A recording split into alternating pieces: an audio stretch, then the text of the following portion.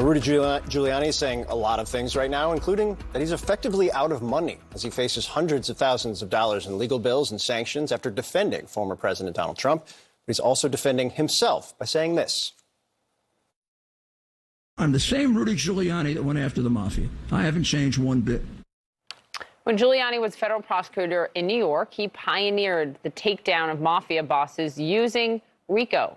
Exactly what he's facing now. He's being targeted by a similar racketeering statute in the state of Georgia after his indictment there. Katelyn Polantz joins us from Washington, D.C. Gosh, it is fascinating. And he's also saying, I know RICO better than anyone. This isn't the proper use of it. Is it?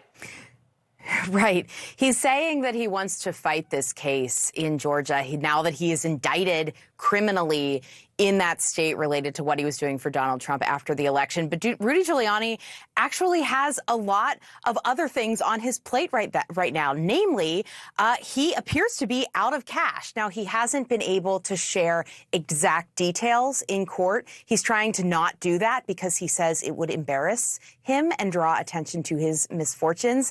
But we were able to pick through some court filings that do outline in lawsuits that he's facing related to his work for Donald Trump after the 2020 election, just how much his bills have piled up right now. So right now he has $181,000 in current bills. That includes a judgment from a court last week saying he had to pay a phone bill for his company from 2020, that he has to pay legal fees for 2 Georgia election workers who are suing him. That's what the sanction would be, an $89,000 sanction. So that's not even what happens if he were to lose that case. And then on top of that, he has a lot of bills for just keeping a hold of the records that he had in his various cell phones and other electronic equipment. He has that all in a company, and it costs money to do searches for those records every time he's getting sued. And also it costs money just to hold them with that company so that he has access to his electronic records. It's a lot of legal bills.